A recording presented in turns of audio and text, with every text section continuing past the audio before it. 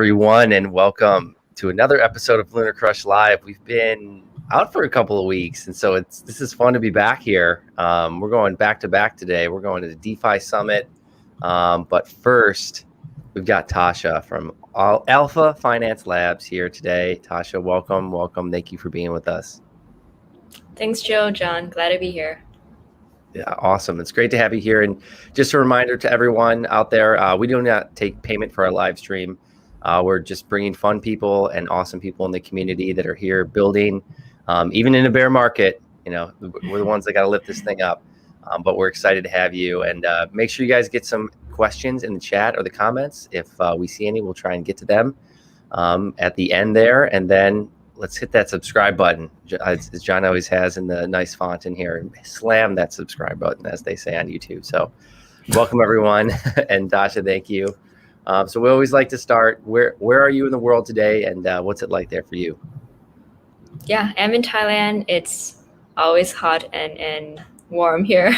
Apart from the weather, it's getting, things are opening up a little bit as vaccinations kind of roll in, but still not as as open as the US, definitely. Cool. So you're visiting us. It's in the evening there, I'm sure, and it's late. So thank you for staying up with us. So maybe if you could just kind of give us a start, like what is Alpha Finance Lab? What's the elevator pitch? What's this thing all about? And then we'll start kind of diving in a little bit. Sure. So Alpha Finance Lab is a DeFi lab, and we are structured in a way that the products that we build and innovate, right, are not pertain to particular area, but actually pertaining to market demand.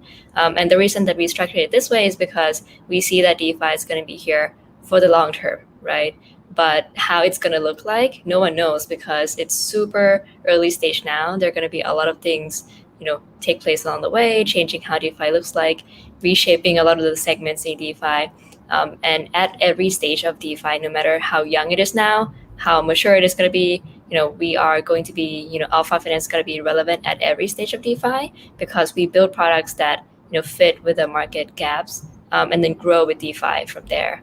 So from that, that's the overall idea, right? And if you look deeper into what the products that we have, the programs that we have launched Alpha Homora V1 and V2, both on Ethereum and BSC. And it's the first leveraged yield farming product. We came up with that idea, we came up with that category because we saw the market gap back in when we first launched it, right? And we've grown it to where it is now, and then we're going to continue to grow it. Apart from Alpha Homora, we are also working on another Alpha product, which is Alpha X. And then, that will be more on the new market gap that we see with the current landscape, right? So we're going to continue to do this mindset for more Alpha products. Separately, we also have a Launchpad program, or Alpha Launchpad. And I can talk to you a bit more on what that is. And it's an incubator program, which is the first time, at all that we have a DeFi incubator program, similar to, let's say, Y Combinator of the world, right? So I can dive into the more details if you're interested too. Yeah, I mean, maybe you can touch on just first, you said you see a market gap, and then it's within DeFi. So is it a market gap within DeFi, or was DeFi the original market gap and then you kind of went from there? Just kind of maybe talk a little bit about why it was started in DeFi. Yeah, definitely. So I've always been interested in finance and technology, right? And, back in the days, 2016, 17, of, personally investing on the side and always figuring out, where that intersection of in finance and tech that I want to place myself in. I've done a bunch of career, investment banking, servicing tech clients, trying a bunch of ways to kind of match these two areas that I'm interested in, right? And then, finally stumbled upon DeFi landscape through a lot of the, projects that I've done and the firms that I worked at. And from there, within DeFi itself, there are so many market gaps that I saw, and pretty much back when Alpha started, which is, towards mid of 2020, there were no DeFi lab, and there's no any project that pretty much will be the project that innovate and fit with the market gaps that we see. And I think it's something that's needed in DeFi, not to compete with other projects, but I think it's just a part of the ecosystem that is needed to have a healthier ecosystem, right? So Yeah, you mentioned market gaps, but what are the challenges? I guess maybe from a user side, like what are you encountering that's a challenge for users? I think it's not so much on the user side, because a lot of these things, right, are not apparent, because if they are apparent, then it won't be a gap to begin with, right? And I think it's more like really understanding where DeFi is, understanding the trends of DeFi.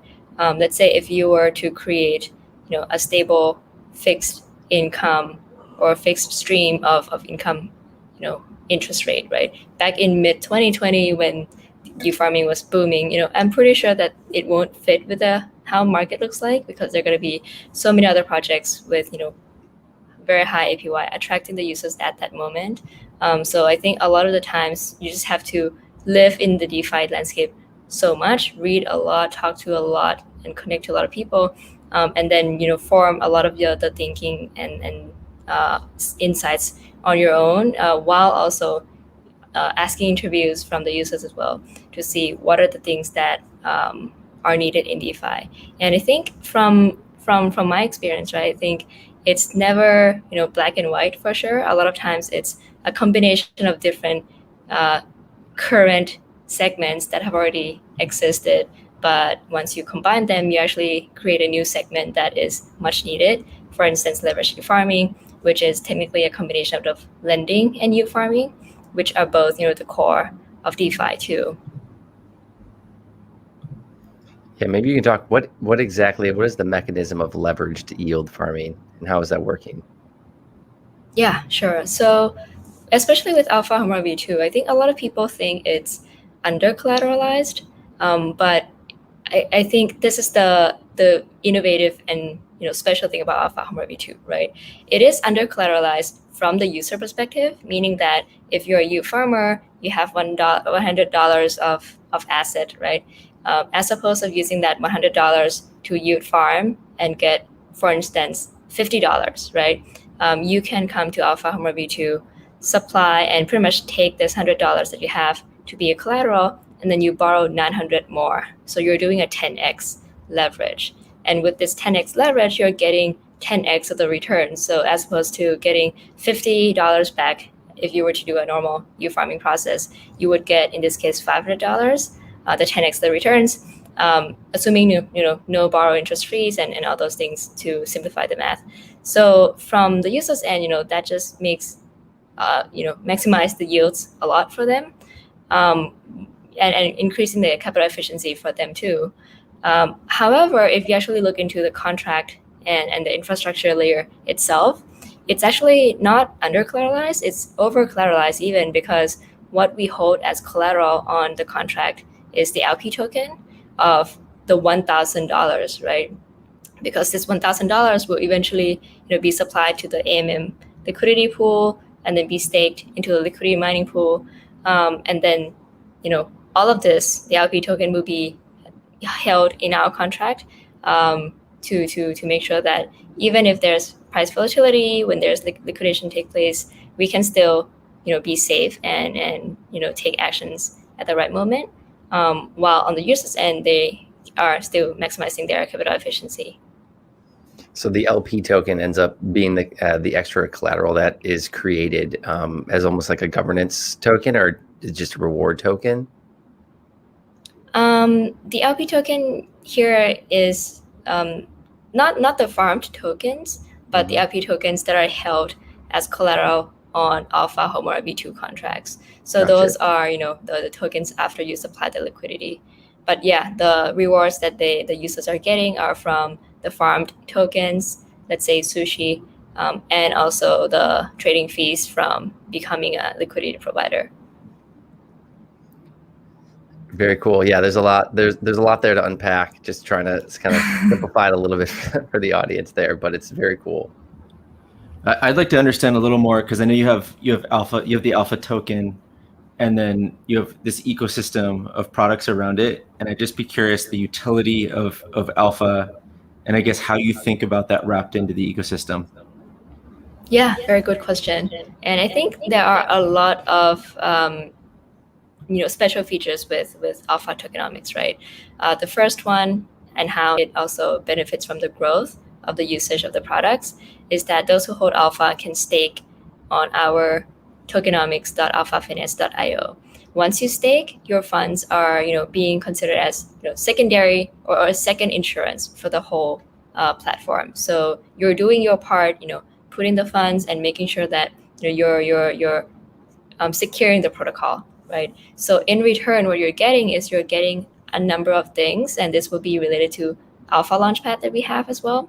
So the first thing that you're getting from staking is the Alpha protocol fees. So from Alpha Homora, for instance, we collect 20% of the borrow interest from the borrowers. So these fees that we have collected will be distributed back to Alpha stakers. At the moment, it's about 11% APY for staking alpha, and purely from the protocol fees, right? The second thing you're getting, which also benefits from the growth of Alpha Launchpad, is any projects that we incubate from Alpha Launchpad incubator program. A portion of the incubated projects tokens will be allocated to distribute, airdropped to alpha stakers for those who stake long enough, the right number and the length of time. And then eventually down the line, they will also get a portion of the protocol fees from the incubator projects token. So if you think about it, right, as alpha products grow, they're getting more protocol fees from alpha products. As there are more alpha products, more stream of income is flowing to stakers. As there are more incubated projects, more tokens and more protocol fees are flowing back to the stakers too. I like that. That's really interesting and really cool. I mean, you're sharing in the upside of the incubator project, the fees and whatever they're creating with the rest of like the owners who are holding like the original token, which is like, I think that's super cool. I think that's a big innovation on almost like the startup accelerator model, where it's, you're essentially passing along and creating opportunity for anyone else that's out there that wants to participate. I mean, can the community then help? I guess they can purchase the other tokens of the incubated projects as well and help kind of create those and help that grow. That's like you're just bringing in the community on top of the community. I love that. Yeah, and I think this is also to ensure that what we do is not only just gonna grow alpha, but also grow the whole DeFi landscape, right? And that's the underlying idea of creating DeFi Lab to begin with. So hence, sharing the know-how, sharing the experience that we have to incubate new and better quality projects. So DeFi will be filled with a lot of great projects, and then to ensure that we give them as much as we can, then we have this value accrual back to the alpha community to align incentives. I'm still stuck on what you said, Joe. I'm just thinking, we went through Techstars. Yeah. And Techstars was amazing, but I'm just thinking in my head, in your cohort of class, your class that you're in, but there's 10 other companies. Imagine if every one of those companies was tokenized and had immediate liquidity. That blows my mind, just thinking that through a little bit. It's pretty crazy. It's almost like, there's a certain percentage of people that, you want to help other people and you want to like share in their upside and give them advice and work with them if there's like a reciprocation of that. But I think about the incentivization. If everyone in an accelerator class was able to own very simply another, piece of whatever it ends up being with the utility of that token of the other projects that are in that accelerator program, where does your incentivization lie now when you have that, right? And you can not only maybe trade, right, or you can purchase. It just opens up the door to 1,000 other opportunities. So I think you guys are breaking new ground here, Tascha. Yeah, thank you. And we have quite a lot of developments from Alpha product side, from Alpha Launchpad side, especially this coming month. So we're super excited to share a lot more with the community after building behind the scene for a few months. So it really is interesting. I was just thinking again, because I think there's not a day that goes by that I talk to someone that's like interested in DeFi, because they've got a perspective of my bank doesn't give me yield. I want to earn yield. And especially with things like stable coins, that seems to be really attractive to a lot of people that are maybe risk averse. Yeah. But I think we think currently of DeFi as yield. I think just in general, like how can I increase my yield? But I don't think we're thinking of it as like necessarily like radically reinventing business models with accelerators. It's just interesting. I guess I'm curious, what other areas do you see as opportunities within DeFi? I think, this is a very good question and ties back again to why we structure it as a DeFi lab, because these opportunities will look very different from time to time, right? So let's say if we were to have this discussion back in 2019, 20 or 2020, I don't think a DeFi lab or even a DeFi incubator would make sense, just because of where a DeFi stage or the whole landscape is, right?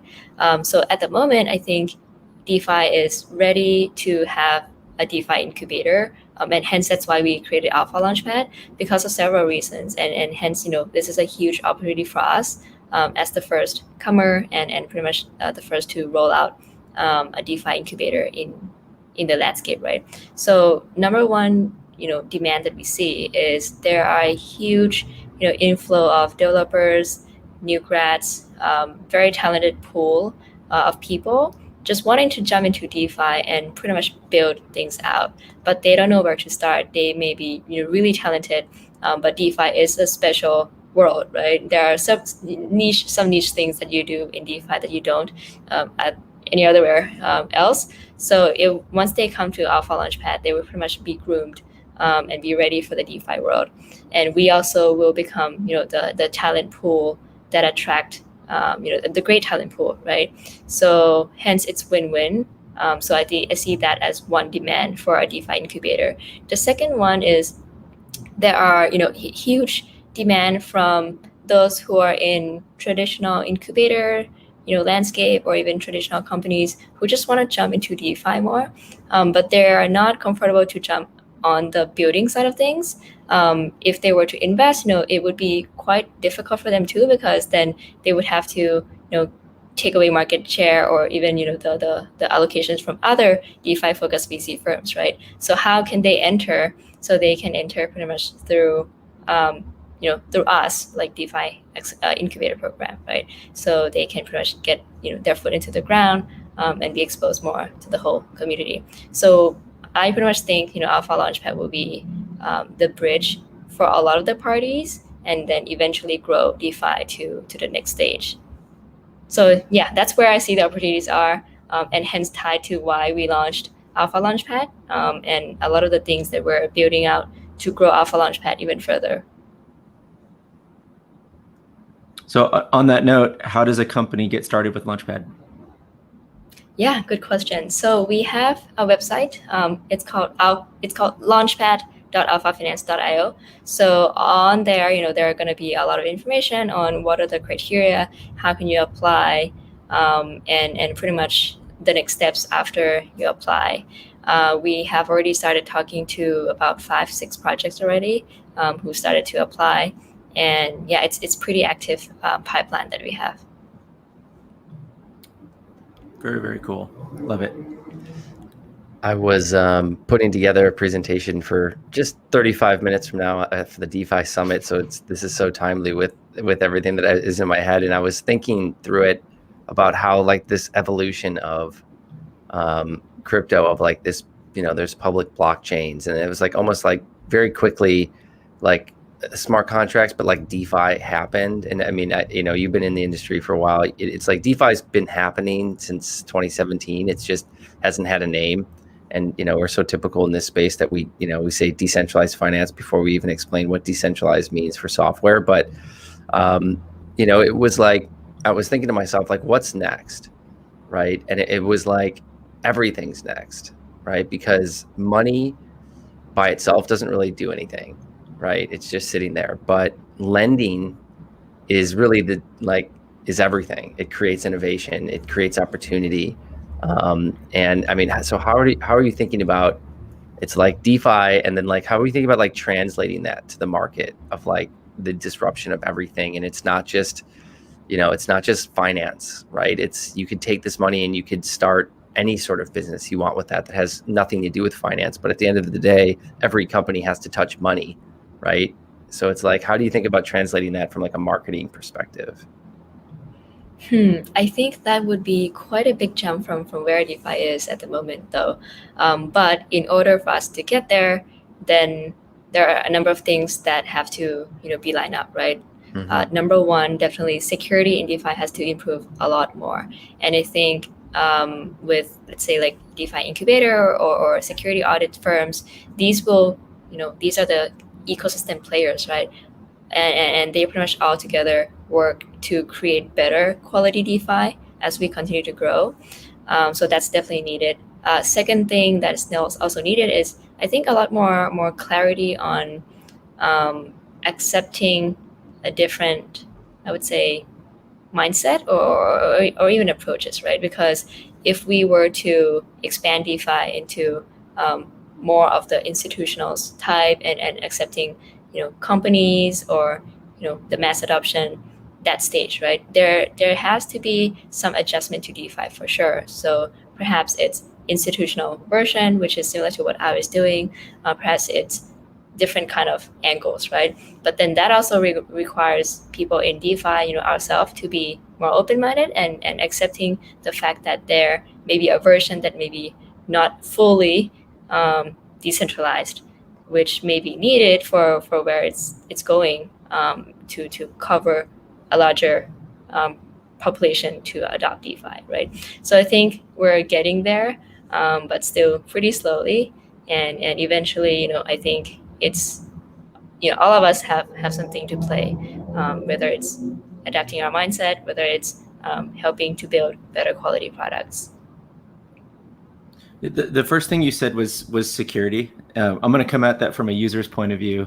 Users are afraid of using tools because they think they're going to get their money taken from them. They think there's a lot of rug pulls in the space. They're scared. What are your thoughts on improving trust with actual users? Yeah, I think definitely cannot enforce the projects to be non-anonymous for sure. I mean, that is something that we cannot do. But I think the more we live by example, the more quality projects we have in the space, it will just make it fewer options for the users to choose to go for the bad ones, right? Let's say there are so many good options, then why do they have to risk with the riskier options if they have to? Then I think they pretty much have a lot of options for the good ones. So hence that requires a lot of builders to work together and create more quality products. So I think given the current market, even though it may not be good for token prices, but it's actually good for the builder landscape because it actually screens out a lot of the projects out and just leave the real builders in the space to continue building through the bear market, if you were to call it.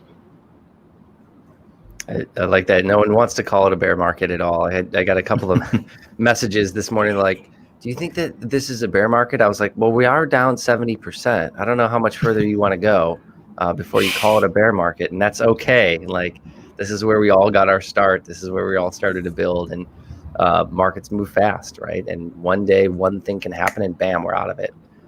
So that's pretty interesting. But with regards to like the ecosystem and some of the projects that you want to kind of bring on board for the lab specifically, is there certain kind of criteria that you guys look for? Is there a certain kind of direction? Like if I wanted to, I had a farm and I wanted to build a DeFi, like, smart contract on top of that allowed my customers to interact and like bid on like the prices of my, specific products. I mean, like where do you guys are you trying to kind of push the market a little bit with this, or is it just like anything that is, going to be built on like a BSC or an Ethereum or something else we'll take and we'll look at? Mm-hmm. It's actually not the latter, definitely. So we have quite a thorough processes and evaluation criteria in terms of what kind of projects we will take on to Alpha Launchpad, and it fall under several categories, right? The first one definitely are the products that are real innovative. So similar to the products that we would build ourselves, if they are tackling any market gap, if they are innovating something on a higher ground, maybe it may not be a new segment similar to leverage farming that we created, but if it's the next step of the current segment that has already existed, then that would be qualified. The second type would be more on expanding the landscape that we have already. So for instance, at the moment, a lot of the DeFi activities are taking place on Ethereum, a bit on BSC, right? Not so much on the other chains yet, but they are still a lot of demand and growth potential on the other chains. Let's say like Terra, Solana, right? So if the projects are adopting something from Ethereum and innovating it a little bit more and tailoring it to the new landscape like Terra, Solana, those are also something that we're looking for. So definitely we're not focusing only on the even compatible chains, but also on the other chains as well. So as people kind of expand to the different layer ones, that are recreating similar kind of products, or do you kind of look for a little bit of a spin on that, or is it more kind of a land grab opportunity as those chains kind of create, their own audiences and kind of a little bit of lock in? It's almost like, hey, these products need to live on all of these different chains so that they don't move across. So there's some fine line between the two, and how we look at it is if there are key components that needed in other chains, let's say an MM, a lending, and the team that approach us are not just forking other projects but actually have Right. something innovative on top, perhaps adjusting the interest rate model, or perhaps doing something better to improve it, right? And the team itself also shows the long-term commitment, then that's something that we are going to consider. If the landscape itself already has a bunch of those core technologies or core tools and they are building something similar, then I think that won't qualify as much. But yeah, it also depends on the team too, because we are not only investing in the product but also the team behind it. No, that's great, especially the early stages with before launch. It's team, right? It's team and an idea because there's nothing else there. And so how do you do that when sometimes, like you were saying, the projects are anonymous? How do you evaluate team when you might not know? I mean, I guess I can think of some ways, but how do you look at that? Yeah, so one of the requirements for Alpha Launchpad is teams are not anonymous, so that we can do a thorough due diligence on the team and making sure that they're long-term committed. Great. Yeah, no, when you said anonymous, maybe you were kind of talking about in the market, there are sort of some like the pseudonymous folks or avatars that are kind of out there creating things. I mean, it's part of the reason that, we're creating LunarCRUSH and we do this live stream as well, is so that people have an opportunity to kind of like put their face, their name out there on something, so that we can kind of avoid some of the other situations that have happened in the past. I'm on the topic of being anonymous. I mean, there's a lot of discussion about with DEXs and the lack of KYC versus centralized exchanges. And there's also this narrative around DeFi becoming more enterprise focused and working with centralized finance. How do you see DeFi evolving to work within the current ecosystem that exists across most of the world? I think, again, this comes down to a lot of factors that we have to overcome, right? Definitely number one, as a whole, DeFi landscape or DeFi users as well, is I think like everyone should be more understanding of where DeFi is now and where we all want to go, right? Because then once we see where the whole industry is going towards, hence a lot more adoption, a lot more usages in the real world, then we will understand why certain things are needed. In this case, for instance, working with CeFi or working with more centralized institutions, right? So I think it's not black or white at all. It's just more on different versions of DeFi that we're creating, and definitely it's not going to replace the DeFi version that we have now, right? There can be coexisting way. There can be multiple options for both type of users even. But do we run into a wall at some point where the regulators are just going to put up a wall and say no more unless this becomes completely, like you remove the anonymous factor. You must KYC. We must know everything about you before you can use this platform. Like, are we headed towards a point where there's going to be just real big regulation and controls on the space? I don't think we will hit that point, soon enough, right? And that's because there are so many countries they all have to agree with in order to impact, one single product at that level. Let's say, given like one of our product, right? It's a global market anyways, it's a global demand. If one country blocks it, then there definitely are ways that the users in those countries can still access it, or we can grow the market in the other countries, and then it's more of still playing a catch up, right? If regulators really want to do that, and still it won't be the end of the world for DeFi for sure, because then the other countries are not gonna block if they were to block, right? Not gonna block at the same day, the same month, and the same year. And I think a lot of times different regulators are actually not in the mindset of trying to block it, right? I think they just want to understand and making sure that they minimize the loss or the downside that can happen from DeFi. So the more we educate them, the more we show the good products coming out of it, I think that can be a way to better align to. Yeah, it's so interesting because we've watched TVL grow from it was like $1 billion I think a year ago. I think it was one, and now we're at, just looking here, we're at 51 today. It was up to 87 at one point a couple months ago. It's just, these are, as impressive as that growth is, these are tiny numbers. Like when you think about the opportunity, and you think of just, let's say US banks, just pick on US banks alone. If they wanted to participate in DeFi, that number goes up exponentially overnight. And it's interesting because they have their own set of rules versus other countries versus other countries versus other countries is what you're saying. And it's just, I'm curious how that all is going to play out. Like from a user side, is it are there different DeFi applications per country? Is there a different user experience within one application? It's going to be really interesting, I think, especially when you consider that a lot of the access point is, I've got a MetaMask wallet. I'm going to connect it. Banks don't work that way. So it's going to be a really interesting transition.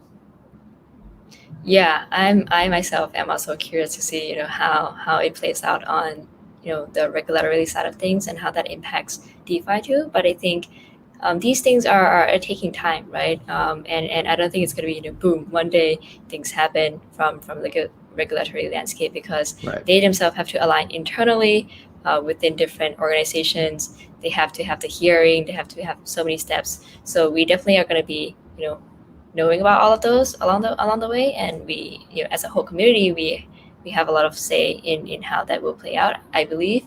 And hopefully the more we build great products, the more we show that, this is actually, the future of finance, then hopefully they will, adapt and adjust more. It's just interesting. I'm just thinking, across the street from my house, they're opening a new Chase Bank physical location. And here we are talking about decentralized finance, and it's just completely different focus. It's amazing. This sounds like a 20-year integration. Crazy. Well, we talk about that's DeFi for boomers, which is, they always ask the question well, where does it go? Right? When I press this button, where does it go? Right? And when you say, well, when you get a loan, and from a traditional bank, where does that money go?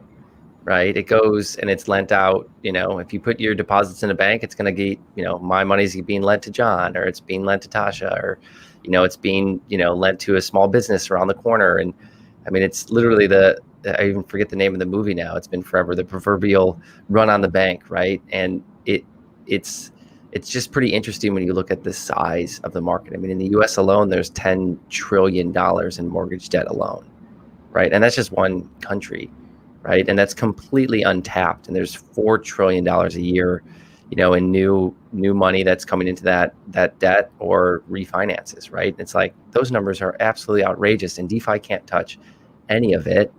And it's for some of the reason that we're talking about here, right? Identity, right? When they know who you are and they can lend more than you actually have. In DeFi right now, we can't lend more than people have, right? And so how do we solve that and, tiptoe the line of CeFi and DeFi so that, more people can kind of enter the system and create that trust, I feel like is the big barrier right now that's kind of blocking us from that 10 trillion. And that's just the US alone. I mean, I can't even imagine globally what that number is, and then lending to other, it's like, why can't I lend and create a convertible bond for Michael Saylor, to buy Bitcoin? Like, I want to participate in that, right? But I can't.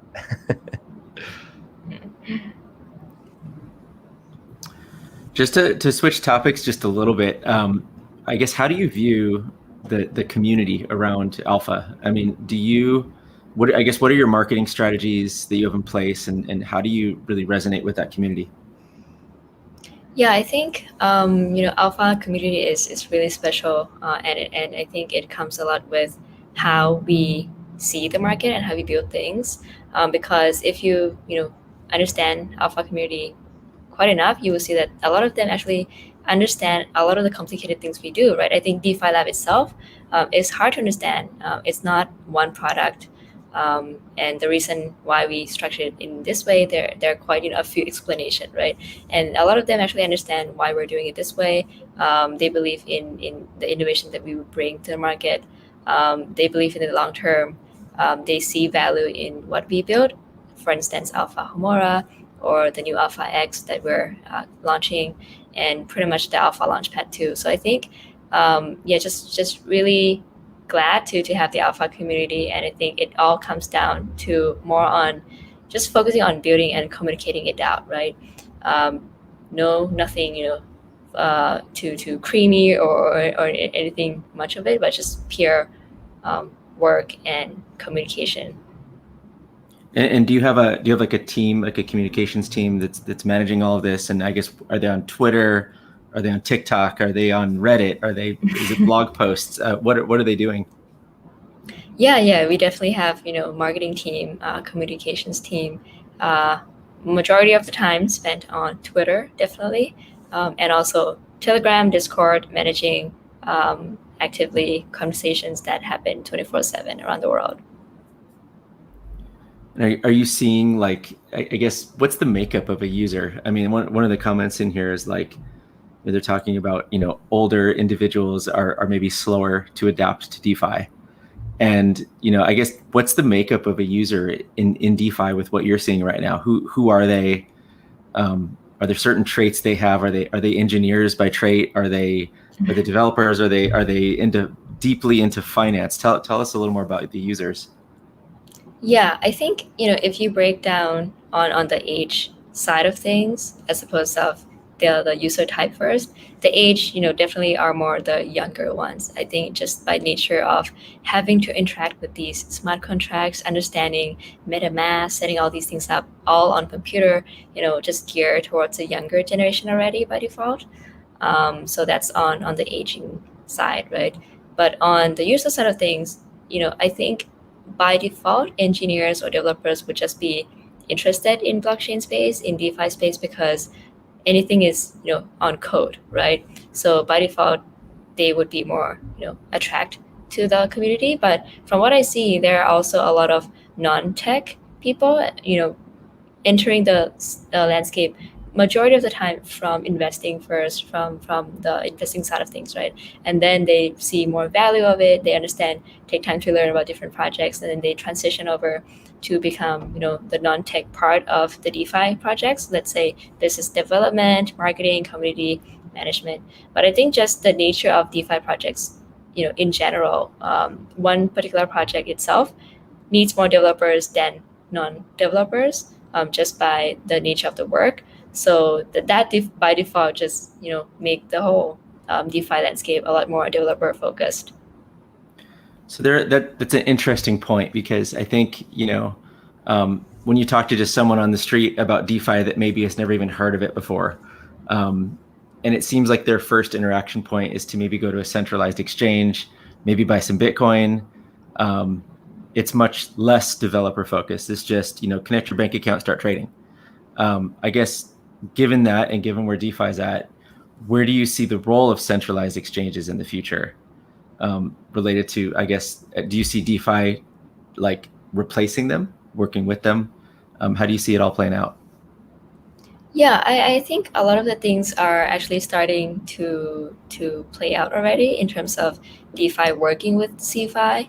And I know a number of exchanges, just lending to DeFi behind the scene, right? Having staking functionality open for those who are using the centralized exchange, just so that they don't have to go through MetaMask, they don't have to understand all these, token transfer processes, and can do everything via the centralized exchange. But then behind the scene, the exchange just handle everything on the DeFi side of things. So I think we are already seeing that, and eventually it will, hopefully grow more to become supporting more types of DeFi products, right? Not just lending, not just staking. Yeah, it's a good point of you don't even realize sometimes. I mean, I know like OKCoin has a product, like an earn product, right? Where you can go and just one tap participate in Compound or Yearn, which is nice, right? For the folks that might not understand how to utilize, like you said, get into MetaMask and add BSC to it, right? Like there's no, and then it's like, well, which website did I just log on to that taught me how to do that? And then where does that go, right? So I think some of those standard questions that just might seem futile to us are impactful for other people that are out there. I did have one more question about like the finance lab and like the different types of companies that are going to be coming in, or like what it like for some of these smaller or like brand new projects or people that come into this space. What's the kind, like what is there like one thing that you think they all have in common that they're like maybe missing when they start something new in the space? Is it not understanding the marketing side? Is it not thinking the community side is going to be as hard as it is, or is it maybe they're underestimating the hiring side of things, or like fundraising, or where do you think that some of these projects just kind of misstep and you're like, okay, here's where you guys got to step it up? If I have to decide, just one main thing, right, I would say how they think of building products, because a lot of times, various teams are thinking from outsider in, right, not the other way around. So hence they're trying to fit what we have in the traditional finance, what we have in centralized exchange to fit with DeFi. But that's just, you're taking a square shape to fit in a circle or circular shape, right? And so it won't fit directly. So I think that's the main thing that differentiate a killer product versus those that may not take off as much as they expect. And I think it's all come down to understanding the market, just living and breathing the whole landscape. And I think that's really where Alpha Launchpad can help.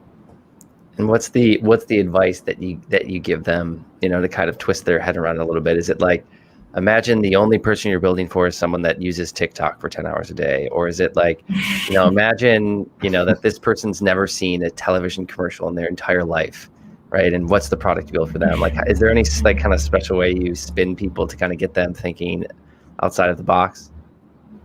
I wish there is, because that would make our job, super easy and duplicative for all the projects that we incubate, right? But unfortunately, a lot of times it builds from the product that they have. Definitely not saying that their product are not great, right? But it just have to be tweaked and adjusted in a way that will bring out the key qualities that DeFi users care. For instance, interoperability, for instance, simplicity, and how do we like maximize the yields, right? So I think there are several like mindsets that they can unlock for sure, depending on the type of products. You mentioned the word interoperability. On your side, are there any other chains you're looking at working with? I know you're working with Ethereum and BSC. Is there anything else? Yeah. So there are a few chains and layer 2 solutions we're looking at, but still in the early stage of development. No, and I guess how do you? John. I'm just trying to pull one out, Joe. I mean, what do you look for? Because I think it seems like we're seeing more and more about interoperability. We see it even on NFTs, like being able to kind of have NFTs that you can like trade across the DEX. Like, are there certain criteria that you look at with looking at new chains? Yeah, definitely. So there are several things that we look at, right? Like one is the tech, definitely, if we see that it's going to be a long-term version of it, because we also don't want to build something at one place and then eventually have to go to the other long-term place eventually, right? So that means we may not move at the moment because we may not believe in any chain at the moment yet, but we're still evaluating. So that's definitely number one. Number two is developer tools. So those are really, really important and will save our time maintaining the product, adding the features on the product. The third would be the support from the chains or the layer 2 teams directly, because I think as much as their teams also have a lot of work, but the way that I think will make a difference is also if they have a strong integration team and just make things so simple, right? So that will pretty much decrease the workload from the DeFi project side of things. It's interesting just to give a data point on some of the more successful chains that are getting more traction recently. An interesting fact is we end up seeing that there's more community activity coming from the projects built on that chain, as opposed to the chain themselves promoting themselves. So I find that pretty interesting. Like the ecosystem itself actually does the community growth for them. Without even trying, it just naturally creates like a snowball effect. So pretty interesting stuff. Yeah, definitely. And I think which projects the chain onboard first will also play out in terms of how the adoption of that chain will take place. Yeah, no, 100%. And you also you talked about an interesting thing there, where the chain themselves is helping integrate, right? And they're the ones that are kind of onboarding people with a developer tool set. So it's like the kind of first principle. The first thing you need is this like protocol that works, that's fast, that's private, that whatever these things are that you're looking for in that chain. And then it's like, well, how can you onboard projects fast enough? And it's opposite than I think some people would think. It's like, well, it's supposed to be completely decentralized. It's like, well, you still need people, right? You still need someone to build these things, right? And so it's like you get more decentralized over time as there's more things. And that's why it's like something like Ethereum, it's a big enough community where there's no onboarding anymore, right? It's like you choose that chain, you go and you find people to help you build on it because the audience is there. But for some of the newer ones, if they want to get ahead, they need to do what you're saying, right? Because the projects that you're probably going to point, if someone came to you with an idea and they said, hey, Tascha, I'm thinking about this super kick-ass product, DeFi product I want to build, which chain should I build it on? You're going to tell them to build it on a chain that has the things that you just said, And so it's like, that's just an interesting point that I think all the builders out there need to pay attention to. And then these protocols need to pay attention to, is that it's all about developer tools. Yeah, I think one more thing I forgot to mention as well is the culture of that chain. This may sound weird, because how can a chain have a culture, right? But I think a lot of it will come from the projects that build on it, will pretty much shape the culture of that chain, and then eventually shape the perception of that chain too. And I think that perception of the chain can also impact the perception of your project if you were to build on that chain. So it's kind of like a several processes, but you have to dive into that as well. Think about the person that has to like focus on PR in their work. Like what you just said right there, with focusing on the culture of a protocol, that when then it's being created by the projects that are built on there, and like you're deciding those things as a company, is just not, the boomers for CeFi are never going to understand like that piece, where it's going to take a long time to come over. But it's such an important piece to building of all of this, because if you go try to work with a chain and there's going to be a grant that's involved with that, and is it an actual grant, or is there potentially tokens that are involved with that? And so are they going to be open to interoperability, right? Are they going to be open, to you potentially building on a little bit of another chain? And there's things that are there that you wouldn't think would impact this space, but it's like you're saying, there's a culture specifically for each chain, and it's you're spot on with that. I couldn't agree more.